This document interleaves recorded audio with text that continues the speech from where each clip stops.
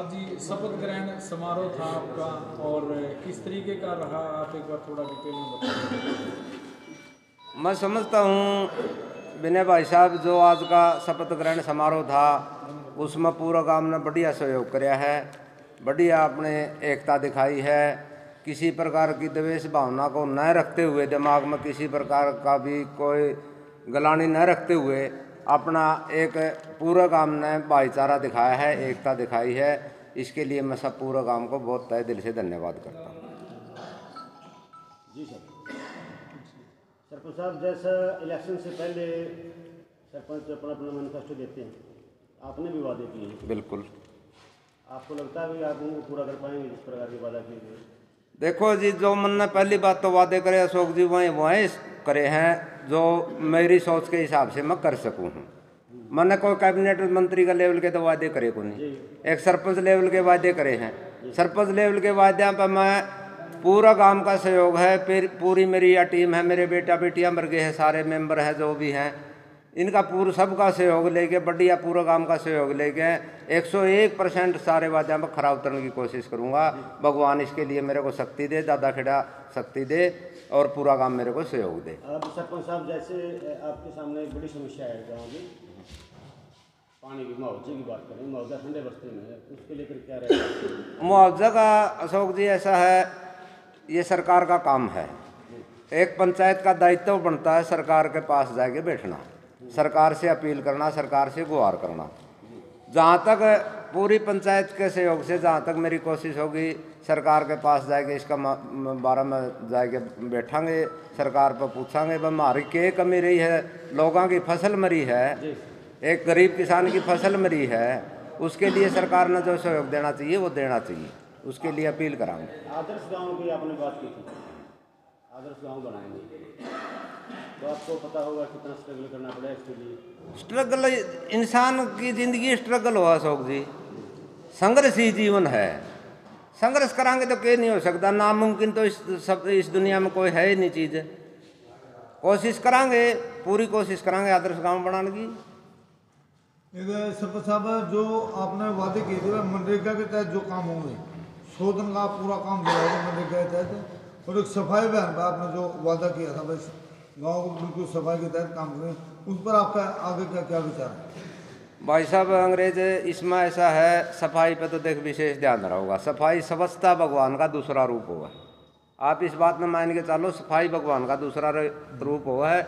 और मैं पूरा गांव से, पूरे मेरे टीम से अपेक्षा करूंगा कोई इस काम में मेरा सहयोग करे। मनरेगा नई साल पर मनरेगा चालू करवा देंगे, इसके लिए कुछ कहीं तक जाना पड़ो, मुख्यमंत्री तक जाना पड़ो, कहीं तक भी जाना पड़ो, 1 महीने का अंदर अंदर मनरेगा चालू करवा देंगे। एक बात नहीं, अपनी शिक्षा सत्र की बात करा है, शिक्षा स्कूल में कैसी व्यवस्था है और मिड डे मील कैसा बनता है, उस पर आपकी नज़र कैसे रहेगी? सरकारी स्कूल में बहुत बढ़िया व्यवस्था है, मिड डे मील बहुत बढ़िया बना है। फिर भी मैं चाहूँगा एक शिक्षा सेवा समिति, एक स्वास्थ्य सेवा समिति, पूरी 36 बरादरी के आदमियान लेके 2 समिति बनाने की कोशिश करूँगा, जो मैं स्कूल का और अस्पताल का सहयोग कर सके। निरीक्षण शब्द का मैं इस्तेमाल नहीं करूँगा, हम तो यह कहेंगे मैं सहयोग कर सका उनका। शर्मा जी, एक प्रश्न और है आपके सामने है, जो कि जो अपना सरकारी हॉस्पिटल है उसके अंदर कोई भी बुजुर्ग या माता बहन दवाई लेने के लिए जाता है, वहाँ पे सिर्फ एक पैरासीटामोल जो टैबलेट है वो पकड़ा दी जाती है, उस पर आपका क्या विचार रहेगा? इसमें ऐसा भाई साहब, 2 दिन पहले एक अपने पशु हॉस्पिटल में सरकारी कैंप भी था, आपको जानकारी हो तो उसमें भी मैं उपस्थित था। मन्नाउड़ा भी डायरेक्टर आ रहे थे अपने के कौशिक साहब, रविंद्र कौशिक, हाँ, तो उनसे अपील करी थी एक सरपंच होने के नाते पूरे गांव की तरफ से कि भाई मेरे गांव में दवाई की ज़्यादा से ज़्यादा सप्लाई देने की कोशिश करें और हॉस्पिटल में एक नोटिस बोर्ड लगा होना चाहिए जिस पर बाकायदा लिखा होना चाहिए भाई मेरे हॉस्पिटल में कौन सी दवाई का कितना स्टॉक है और कौन सी दवाई का स्टॉक नील है। यह कोशिश में जो आदमियों का अस्पताल अपना PHC है उसमें भी डॉक्टर साहब से रिक्वेस्ट करूंगा भाई हर हॉस्पिटल में नोटिस बोर्ड होना चाहिए, उस नोटिस बोर्ड के ऊपर लिखा होना चाहिए भाई हमारे पास कौन सी दवाई स्टॉक में है और कौन सी दवाई का स्टॉक नील है, ताकि गांव किसी तरह से भ्रमित ना रहे।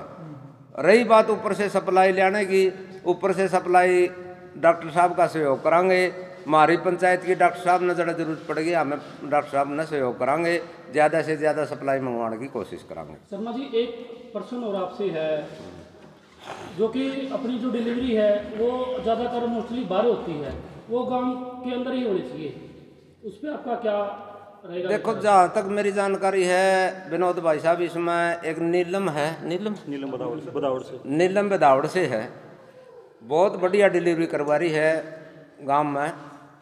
और फिर अपनी अपनी सोच भी हो, या कोई शहर की तरफ भागने का कोशिश करा है, कोई अपने सरकारी हॉस्पिटल में जाने की कोशिश करा है। मैं फिर भी पूरा गांव आड़िया ने यह बात कहना चाहूँ हूँ, वह अपने सरकारी हॉस्पिटल में बहुत बढ़िया सुविधा है। इसके लिए आप घर तरफ ये लाने का ज़्यादा खर्च करने की कोशिश ना करो, सरकारी हॉस्पिटल में जाओ। सरकारी हॉस्पिटल में डिलीवरी की व्यवस्था बढ़िया है और बढ़िया डिलीवरी अपने हॉस्पिटल में हुआ है। जैसे शर्मा जी अभी मैं प्राइमरी स्कूल में गया था, क्योंकि ज़्यादा मैं इस गांव में घूमा नहीं, लेकिन 2-3 जो जगह मैं घूमा हूँ, मैंने देखा कि ये जो गांव का प्राइमरी स्कूल है करीबन 2-3 फुट नीचे है और दीवारों पर काई जमी हुई है। तो मतलब देखा जाए तो बाढ़ का कुछ कारण रहा होगा। इस तरीके से कुछ इस नज़रिए से आप इस चीज़ को देखते हो, क्या निवारण आपने सोच रखा है?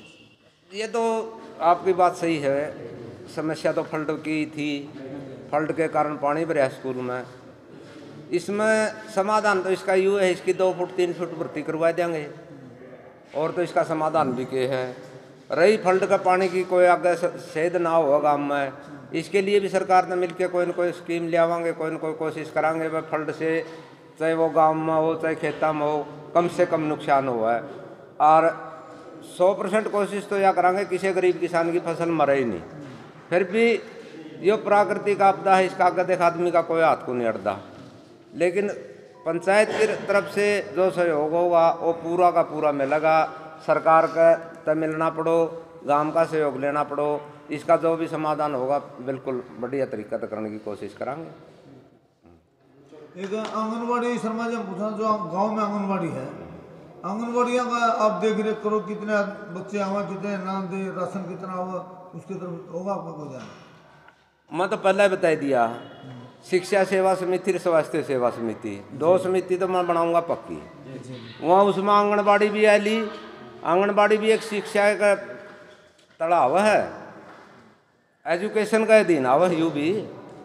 शर्मा जी ग्रामवासियों का क्या संदेश है? ग्रामवासियों से मैं ये संदेश देना चाहूँगा, भाई जो पूरा गांव ने मेरा इलेक्शन में चुनाव में सहयोग कराया है, 36 बिरादरी ने मेरा सहयोग कराया है, उसके लिए पूरा गांव का तहे दिल से बहुत बहुत धन्यवाद। और आखिर में मैं यह कहना चाहूँगा, भाई कोई भी भाई किसी प्रकार का गिल्ला शिकवा ना रखे। चुनाव की बात चुनाव तक थी, चुनाव के बाद सब भाई एक से।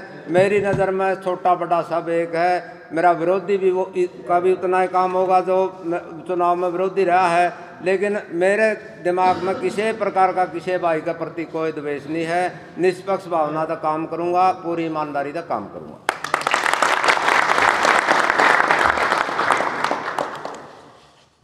इसका करते बुनियाद है, इसका करते बुनियाद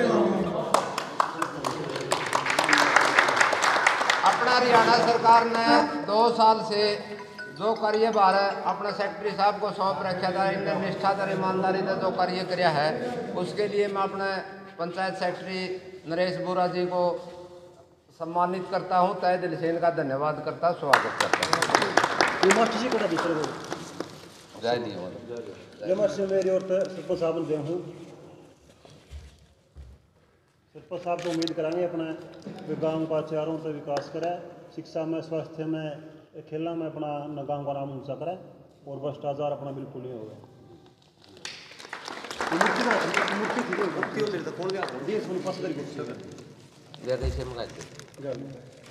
मूर्ति माला दिए भाई, ये गीता काट दे सारे।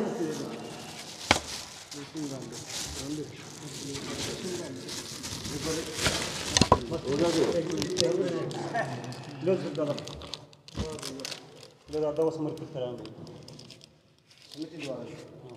कोई नहीं बोलो, फोटो करते माला ही दे दी।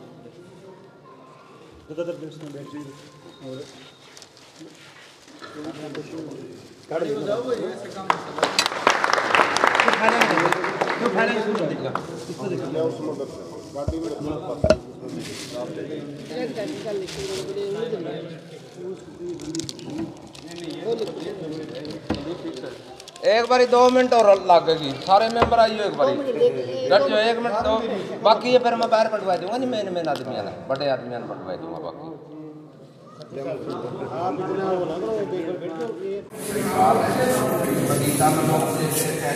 उसको गौर कर लो, सुथरे कर्म करांगे, सुथरे काम करांगे, किसी का द्वेष भावना नहीं रखनी, सारा काम है पर समझना है कहना मतलब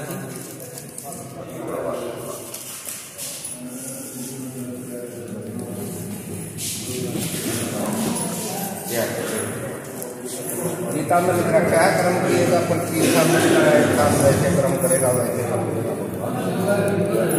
बहुत बढ़िया काम, बहुत बहुत